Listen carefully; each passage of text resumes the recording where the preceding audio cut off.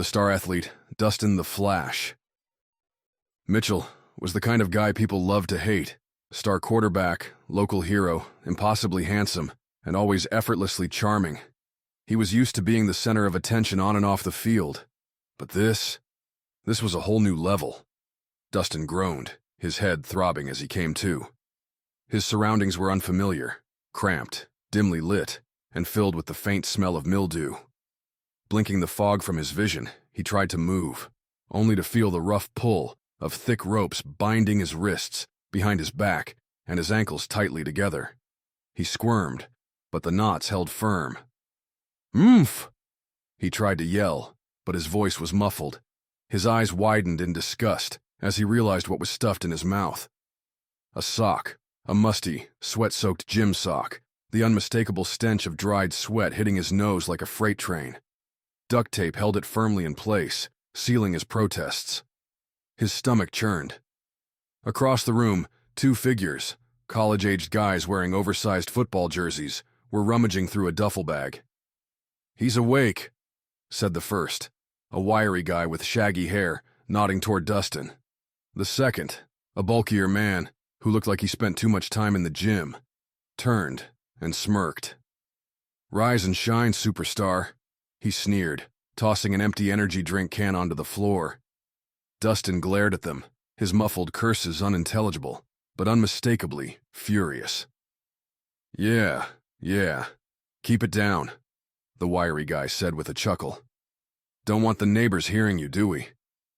Dustin's mind raced. Who were these guys? What did they want? More importantly, how the hell was he going to get out of this? The bulkier man leaned down, his smirk widening. "You're probably wondering what's going on, huh?" He grabbed a chair and plopped down in front of Dustin. "See, we're huge fans, man, but we've got some concerns about that game tomorrow." The wiry guy chimed in, leaning against the wall. "Yeah, you've been tearing it up this season. Real problem for our team, you know? So we figured we'd give you a little time out." Dustin groaned, pulling against the ropes. The sweat on his skin made the bindings dig in deeper, chafing his wrists. "Murph," he shouted, his voice muffled behind the rancid sock. "God, he's loud," the wiry guy muttered. "You sure that sock's enough?" "Relax," the bulky guy said. "He's not going anywhere, and besides," he leaned closer to Dustin, grinning. "That's from my gym bag. Thought it was fitting for a big star like you." Dustin recoiled, his stomach lurching. The smell was unbearable. He thrashed harder, the ropes creaking but refusing to budge. The bulkier man stood and grabbed a phone from the table. "We'll be back in a bit. Gotta grab some snacks for the game. Tomorrow. Don't go anywhere." The wiry guy snickered as they walked up the stairs, the sound of the door locking echoing behind them. Dustin was alone now. His breathing was ragged, nostrils flaring as he fought against the gag, trying to ignore the acrid taste in his mouth. He twisted his wrists, feeling the ropes cut into his skin. He shifted his legs, hoping to find some slack in the bindings, but they were tight. Too tight. The room was dim, lit by a single bare bulb overhead, casting long shadows across the cluttered floor. Sports memorabilia lined the shelves, old jerseys, autographed footballs, and dusty trophies, a grim shrine to misplaced obsession. Dustin rocked side to side, trying to tip himself over. It wasn't easy, tied as he was, but he gritted his teeth, figuratively, since the sock wouldn't allow much else, and kept trying. With one final lurch, he managed to topple onto his side, landing with a hard thud on the concrete floor. "Oomph," he groaned, the impact jarring, but it was progress. Seeing his bound legs, Dustin pushed himself across the floor, inching toward a metal shelf. It wasn't much, but there were tools scattered on it, maybe something sharp. He grunted with effort, his shirt damp with sweat, as he strained against the ropes. The sock gag made breathing harder, and every breath carried that God-forsaken stench. He gagged, but he forced himself to focus.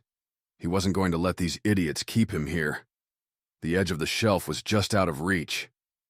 Dustin stretched, straining against the ropes, his fingertips brushing the metal. Just a little more. Footsteps. Dustin froze, The sound of the door unlocking made his blood run cold. The two men returned, their laughter echoing down the stairs. "Aw, look at him," the wiry guy said, pointing. "He's like a fish, out of water." "Nice try, superstar," the bulky guy added, kicking Dustin lightly in the side to roll him onto his back. "But you're not getting out of this." Dustin glared at them, his chest heaving. He wasn't done fighting, not by a long shot.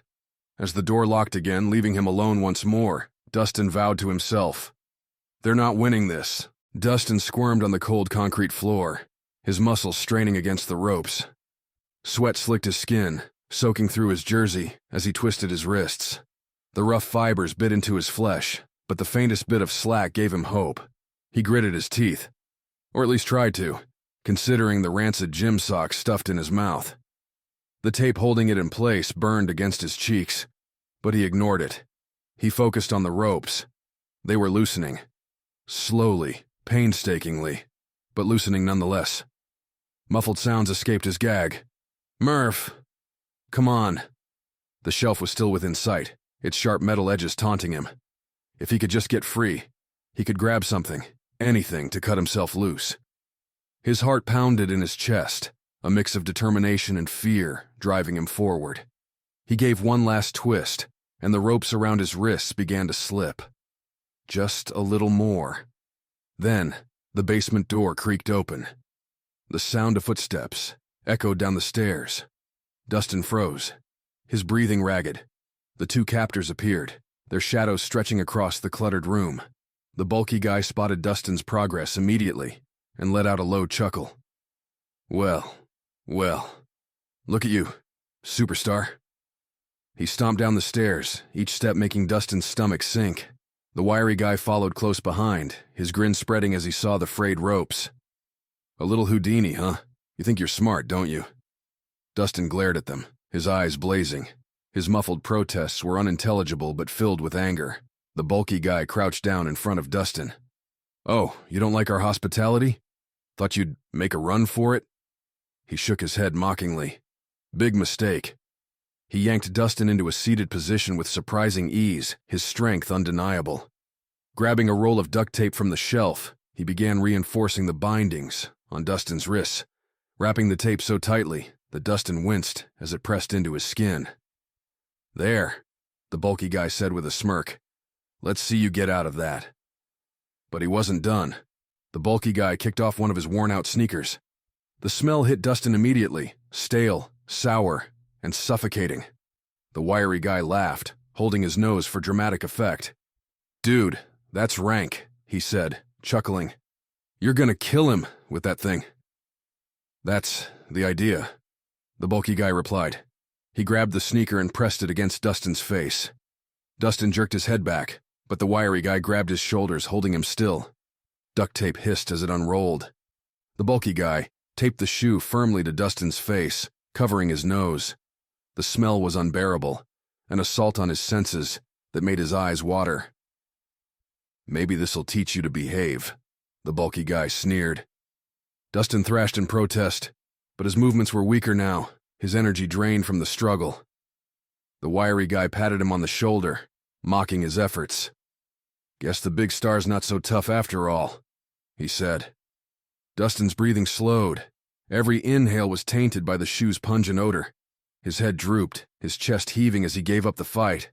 For now, his mind raced, but his body was exhausted. The ropes, the tape, the gag, the smell. It was too much. He hung his head in defeat, his shoulders slumping. The captors laughed as they climbed back up the stairs, their voices fading as the door slammed shut and the lock clicked into place. Alone again, Dustin closed his eyes. He wasn't beaten, not completely. He just needed to rest, to think, to regroup. The game wasn't over yet, but for now, he was stuck. Bound, gagged, and forced to endure the humiliation of his captor's cruel lesson. The faint sound of a clock, ticking in the room, reminded him of what he was fighting for. Time was running out, but he wasn't giving up. Not yet.